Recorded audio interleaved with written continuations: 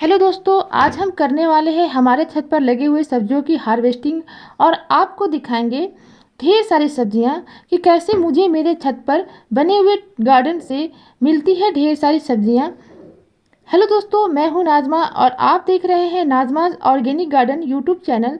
यदि आप मेरे चैनल पर नए हैं तो मेरे चैनल को सब्सक्राइब कर लें और बेल आइकन को प्रेस कर दें ताकि जब भी मैं इस तरह की वीडियो डालूं तो आप तक सबसे पहले पहुंच सके।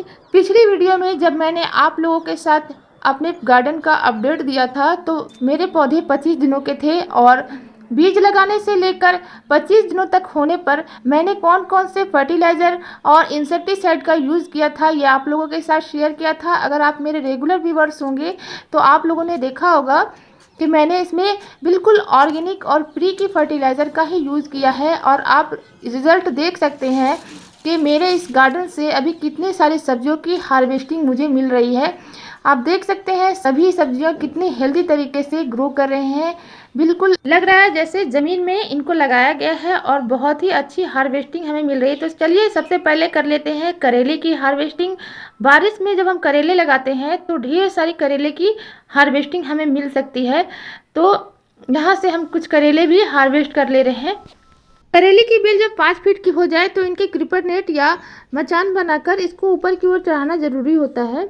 और ये मेरी जो करेले की बेल है वो 60 से 70 दिनों की हो चुकी है और इनको इस स्टेज में फल छेदक कीड़ों से बचाने के लिए हर 15 दिनों में नीम ऑयल का स्प्रे रिपीट करते रहें।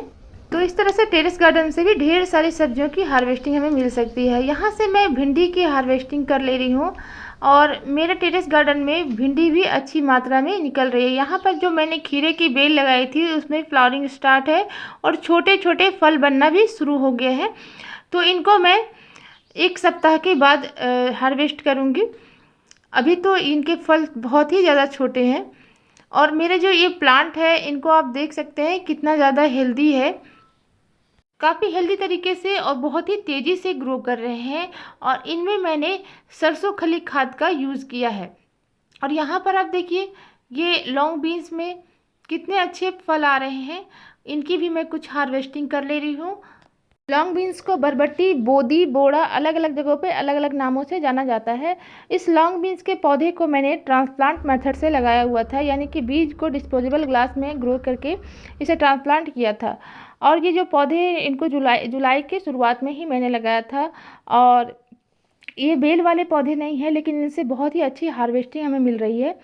और इसमें मैंने kitchen waste compost, vermi compost और सरसों खली खाद का यूज़ किया है। और यहाँ आप देख सकते हैं कि छोटे से पौधे से हमें कितनी ज़्यादा हार्वेस्टिंग इनसे मिल रही है। तो इस तरह से आप टेरेस गार्डन में भी इन सब्जियों को लगाकर अच्छी हार्वेस्टिंग ले सकते हैं। अभी मेरे किचन गार्डन के पौधे छोटे हैं लेकिन टेरेस गार्डन से हमें भरपूर मात्रा में सब्जियों की हार्वेस्टिंग मिल रही है। और ये मेरे लॉन्ग बीन्स की दूसरी हार्वेस्टिंग है। तो यहाँ से मैंने करेले और लॉन्ग बीन्स को हार्वेस्ट कर लिया है। और चलिए अब आगे देखते हैं कि मेरे इस टेरेस गार्डन में और क्या क्या सब्जियाँ लगी हुई हैं। बारिश के समय अगर हम टेरेस गार्डन में सब्जियां उगाते हैं तो सबसे अच्छी बात यह है कि हमें वाटरिंग करनी नहीं पड़ती है। गर्मियों में बहुत ज़्यादा गमलों की मिट्टी सूखती है और हमें रेगुलर वाटरिंग करने की ज़रूरत होती है। सबसे ज़्यादा ज़रूरी काम है इस टाइम बारिश में आपको इंसेक्ट से बचाना ज़रूरी है। जितने भी पौधे हैं उनमें इंसेक्ट लगने का ही ज़्यादा चांस होता है। और जब फ्लावरिंग और फ्रूटिंग स्टार्ट होती है उस समय फल छेदक कीड़ों का ज़्यादा प्रकोप होता है। तो उस समय आप नीम ऑयल का स्प्रे करते रहें। नीम ऑयल का स्प्रे आप 15 पेस्ट अटैक होने पर वीकली इनमें स्प्रे करें और अगर कम पेस्ट अटैक हो रहे हैं तो आप 15 दिनों के गैप में इन पर स्प्रे करते रहें। और इसके बाद यहाँ देखिए हमारे तोरई के बेल में भी बहुत अच्छी ग्रोथ है और फ्रूटिंग भी अच्छे से स्टार्ट हो चुकी है। तोरई के ये पौधे जब मेरे 15 दिनों के हो गए थे तब मैंने इनमें वर्मी कंपोस्ट और गोबर की खाद का यूज़ किया था। और जब हमारे पौधे में फ्लावरिंग स्टार्ट हुई तब मैंने इनमें सरसों खली खाद का इस्तेमाल किया है। और इसमें कैल्शियम की बहुत ज़्यादा ज़रूरत होती है तो आप इसमें चूना भी डाल सकते हैं। बस 1 से 2 चुटकी चूना अगर आप इस पौधे पर डाल देंगे तो आपके पौधे में फ्लावरिंग और फ्रूटिंग बहुत ज़्यादा मात्रा में होगी। जिस तरह मेरे इस टेरेस गार्डन में आप देख सकते हैं कि भरपूर मात्रा में इनमें फ्लावरिंग और फ्रूटिंग स्टार्ट है। इन सब ऑर्गेनिक खाद का इस्तेमाल करने से हमारे पौधे में बहुत ही तेज़ी से ग्रोथ हुई है। सिर्फ 1 महीने के अंदर ही इनमें मैंने फ्रूटिंग लेना भी स्टार्ट कर दिया। ये मेरे तोरई की पहली हार्वेस्ट है और इस तरह से मैंने सभी पौधों से हार्वेस्टिंग कर ली है। तोरई के पौधे अगर आप टेरेस गार्डन पे लगाते हैं तो आप जब 4 से 5 फीट के पौधे हो जाए तो इनकी फर्स्ट जनरेशन की पहली टिप को कट कर दीजिए, यानी कि फर्स्ट चीज कटिंग कर दीजिए। तो आपके जो पौधे हैं बहुत ही तरह के ब्रांचेस निकालेंगे और जितने ज़्यादा इनमें ब्रांचेस निकलेगी उतनी ही ज़्यादा इनमें फ्रूटिंग भी होगी। तो इस तरह से मैंने 1G कटिंग करने के बाद ही इनमें से फ्रूटिंग लेना स्टार्ट कर दिया है। 2G 3G कटिंग करने की भी मुझे ज़रूरत नहीं पड़ी है और इस तरह की हार्वेस्टिंग मुझे अभी अपने गार्डन से मिल रही है। तो दोस्तों यहाँ पर आप देख पा रहे होंगे कि हमारे जो ये फ्रूट है उनके साइज़ और शेप कितने अच्छे हैं, सीधे सीधे सभी फल हैं। और यहाँ पे मैंने कुछ लहसुन के भी पौधे लगाए हुए हैं और ये हमारे गुलाब के पौधे हैं। इसके बाद हम चलते हैं लौकी की हार्वेस्टिंग करने। तो इसके आगे मैंने लौकी के कुछ पौधे लगाए हुए हैं, तो चलिए वहाँ से लौकी की भी हार्वेस्टिंग कर लेते हैं। तो दोस्तों जितनी भी हार्वेस्टिंग मैंने की है उनको मैं यहाँ पर रख दे रही हूँ और आगे मैं दिखाती हूँ कि मेरे लौकी के पौधे कहाँ पर लगे हुए हैं।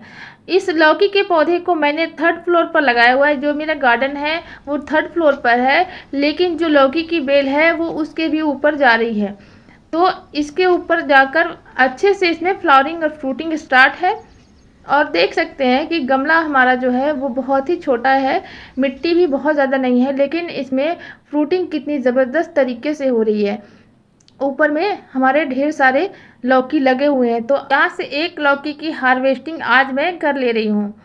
और लौकी का साइज़ आप देखिए कितना बड़ा साइज़ हुआ है और अभी ये साइज़ और भी बड़ा होता, लेकिन मैं सारी सब्जियों की हार्वेस्टिंग आज कर रही हूँ तो मैंने सोचा कि इसकी भी हार्वेस्टिंग कर ली जाए। तो आप देखिए कितना बड़ा साइज़ का हमारा लौकी तैयार हो गया है।